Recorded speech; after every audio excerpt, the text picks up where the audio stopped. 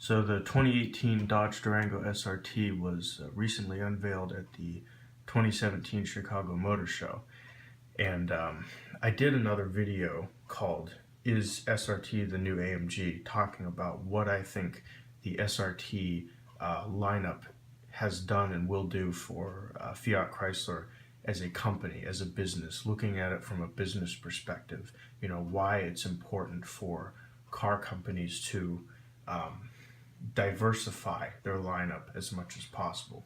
So I'm going to link that video in the description and you guys can check it out if you like. But for this video, I'm just going to talk about this car and what I think it'll do for their brand and why I think it's important. First off, the reason I think it's important is because in the history of the American automobile, there has never been a 7-seat full-sized SUV with a focus on performance.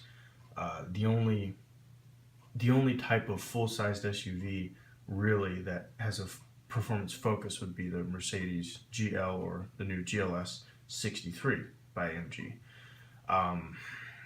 Other than that, there's not much in that lineup. You know, you could say the Range Rover 5.0 Supercharged, the full-sized one, might be a competitor for that. But, you know, it is a full-size SUV, but only seats 5 people. But if you take a look at the competitors here listed for this type of car, they're talking about, you know, the BMW X5M, they're talking about the X6M, they're talking about the GLE 63 and so on, you know, the Range Rover SVR, Porsche Cayenne Turbo, all the typical, you know, 90% German, and then you got the Grand Cherokee SRT, of course, but, you know, 90% of its competitors are going to be German. So that makes it interesting right out of the box. Now, this car does come with the exact same engine that's in the current Jeep SRT. So I think this is absolutely a step in the right direction for Chrysler and for the American car companies in general. It's really, really sad that Ford and Chevrolet don't follow this trend, because the only thing that can result of diversifying your lineup is that you're going to sell more cars. That's it. I mean, unless you do something really stupid that nobody wants, like making an SRT with a 2-liter 4-cylinder and a huge electric motor.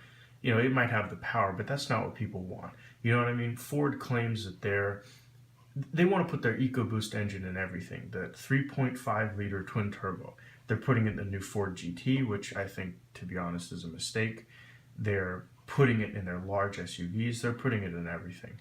And the problem with that is that people just don't want a twin turbo V6 in a car like this. It's just not what people go after. And whenever a company like Ford makes that type of decision, it's just going to drive business away. You know what I mean? Performance has to be focused on performance, no compromise. That's what a real consumer wants. They don't want a car brand that says, oh, well, we have a lineup or we have a trim that's performance oriented, but, you know, we also do a lot of work getting it to be fuel efficient and getting it to be, you know, a small engine and this and that. No.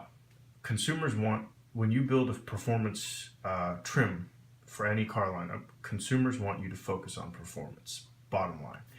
So I think this car is fantastic for Chrysler and for everybody, because as you can see right here, the base price is $70,000. So it's going to come in at a significant decrease in price compared to the competition. You know what I mean? The closest thing I could think to compare it to is the GLS 63. And hold on, you know, I'm going to look up the MSRP for a GLS 63. I'm pretty sure it is 130, something like that. Let's just see.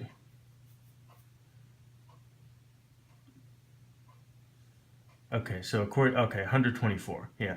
So that's the official Mercedes website, and that's the base price for this car versus $70,000.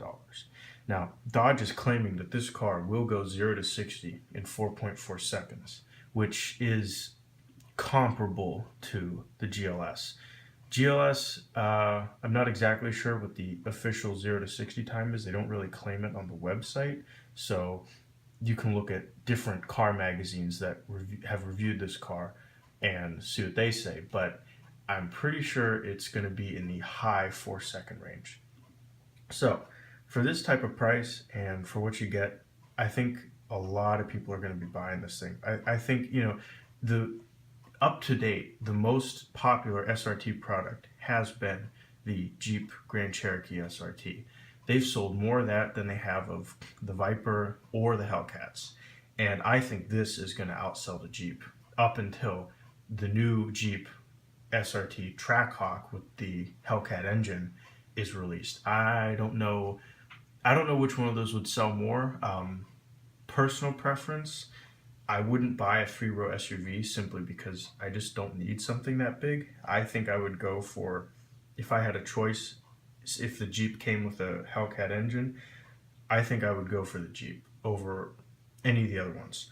So I can't really tell which one's going to sell better, but all I can say is that more car companies, especially American companies, need to be following this trend if they want to be competitive and if they want to sell.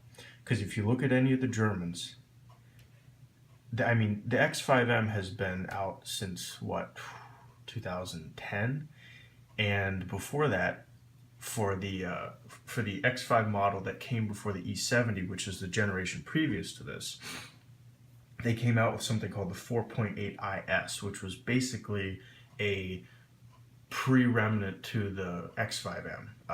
Porsche, their Cayenne turbo line, that's been out since 2004, I want to say, maybe 2006, I'm not exactly sure. But anyways, long story short, the Germans have been doing the performance SUV thing a very long time. And it's really sad that it's taken the American companies this long to catch on to it, because it is a huge market. And more people want SUVs. I've said this in my earlier videos and I'm saying it again.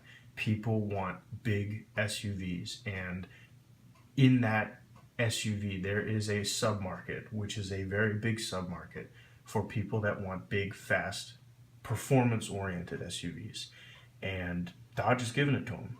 I don't know what's wrong with Ford. If you look at the Ford Expedition here, exterior wise, yeah, it looks cool, but again, it's got that stupid EcoBoost engine in it. You know what I mean? So anyways, this is the direction that we need to be going in. At least consumers need to be offered this choice, because given the choice, people are going to opt for what fits their lifestyle best, and the more choices you give them, the better they're going to sell, period.